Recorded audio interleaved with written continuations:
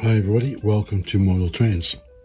So this is the second episode in the mini-series looking at some of Oxford Rail or Oxford Diecast models, commercial vehicles that have been on sale recently. So this is an ERF LV platform flatbed trailer. Okay, it's on here, I'm reading here. ERF stood for Edwin Richard Foden, who was a designer of like steam traction engines, and then moved into diesel trucks and stuff, or steam traction vehicles, like the steam rollers and stuff like that, and then moved into diesel vehicles. I think that's the best way to explain that. So let's open this up and have a look. Just as I was earlier, when I was looking at one of these Oxford diecast models, you know, quite often people sell the boxes for model trains, wagons, various things on second-hand market sites like eBay. This box would probably be sold for more than £4. So this model, as I said in my earlier episode, this model cost £4. So in terms of an investment, you're never, ever going to lose money on a model like this. It's just, you could sell the empty box for £5. I'm sure if you've ever looked at some of these websites, you've seen the boxes going for crazy prices just for a box. So alright, so let's bring this out of here. ERF. So ERF is a company that has a very long history, originating in the 1800s, and yeah, it's an H registration. Again, it's in the Stobart livery, but you know, I didn't buy these because they're Stobart. I bought them because of the price point. If you wanted to blank this out, it would be fairly easy to do that. And once again, triangular screws. Yep, that's what maybe every household has them. Alright, so let's have a look. Okay, the trailer just sits in its locating pin now. Yeah, I really like the finish in the trailer. That's really nice. Yeah, the finish that they managed to get there is excellent. Does this no, I don't think that folds back.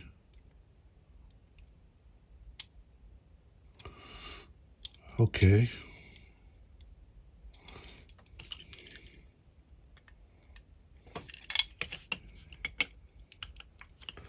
I mean, yeah, I mean, it's just, I'm kind of used to these ones that fit in at an angle and then you rotate them. But okay, it is what it is, it's fine, it just sits in there. Well, you got the, we've got the mirrors and the wipers again. They're in black this time. H registration. Fuel tank on the side there. Again, Cumbria Express Haulage, Eddie Stobart. Rubber tires. Spare, even got a spare tire there, which is also a rubber tire. I mean, for the price, right, you just cannot complain with a model for that price. It's just, it's insane, really. As I was saying earlier, the box is worth more than £4. But they obviously just made way too many of these things. But certainly for the money, and I mean, I know Oxford were doing a lot of these mystery boxes, and this is just my opinion. I suppose they saw that as one way of getting rid of the massive overstock they had of these Atlas models, these Eddie Stobart trucks and stuff. But you know, if I had bought, I mean, these are great trucks, right? The only issue I've got with it is it's Stobart. It's only like one truck company, if you know what I mean. I mean, yeah, you do see a lot of them, of course you do, but if you're looking for a little bit of variety, because there's literally hundreds of commercial truck companies in the UK, just having one type on your layout, just, I don't know, it just seems a little bit narrow for me in terms of what you could have running. But I do like it. Let's get her over to the garage and see how she looks in the diorama.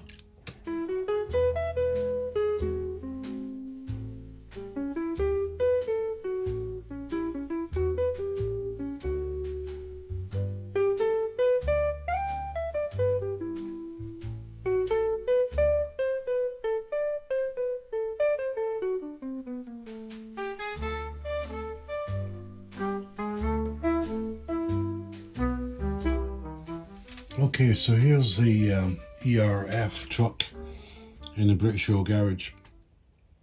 As I was saying earlier, ERF stands for Edwin Richard Foden, whose initials were used as the company name. So the company actually was founded in 1933, but its heritage goes way back to Richard Foden, or Edwin Richard Foden, designing a Foden traction engine back in 1881, which had steel tire wheels, and that system that he designed was successful up to about 1913. But then with the development of vulcanized rubber tires, solid rubber tires, that enabled them to be fitted on heavy vehicles. Insurance companies were getting very nervous about insuring steam boilers in vehicles, and Edwin had the idea that the future really lay in diesel motorized vehicles, and he was right. So that was really the birth of ERF. But latterly, the company was bought out by MEN, truck company of Germany.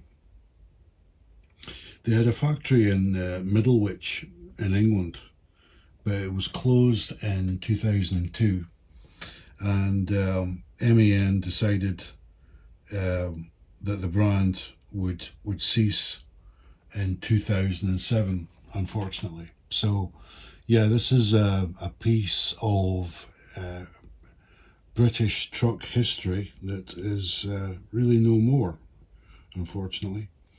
For those overseas viewers, ERF was often marketed under Western Star badge in countries like Australia, where they had made specialist fire engines, as well as other vehicles like trucks and buses and stuff. So yeah, they did a lot in the US as well as Canada under the Western Star badge. So yeah, it's a beautiful model. I mean, I cannot get over that this is a £4 model, and you know, this is 2025, where unfortunately we're all living in a cost of living crisis globally, and the cost of everything is going up. But you can still buy a model like this, which this is the sort of money you would have paid in the late 1970s for a die-cast model. So you got a model like this with this amount of detail for £4, brand new. Just blows your mind, really. I put a small pallet load on the back there as well, just to add to the scene. I think it looks quite nice. So, as I said in a previous episode, I'm not going to be doing scoring, but I will be doing a summary for these, as there is quite a few I have to go through. Is this model worth it for £4 or £5? Absolutely. Absolutely. The box is worth £4. You're not going to lose out on this if you're a collector, if you have a need for a flatbed type truck for your layout and you're modelling the era from, I suppose, the late 50s through to the end of the 70s, then this would absolutely be fine. I do not see any issues with this model that's worth writing home about. I could see a small bit of paint bleed in the rear of the trailer, but it's so tiny that for a model for £4, I mean, I am not gonna complain about that. You know, I mean, you would struggle to get a coffee at some of the top coffee shops. I don't want to name drop the one that comes to my mind, but there's a few big companies that make cups of coffee, right, in the high street, and yeah, £4 probably would get you a cup of coffee. Do you know what I mean? So anyway, it's worth it, and you'll probably find that in 5 years' time, these things will be changing hands for £40 on eBay. So there you go. Anyway, hope you've enjoyed this episode. Thanks for watching, and I'll see you next time.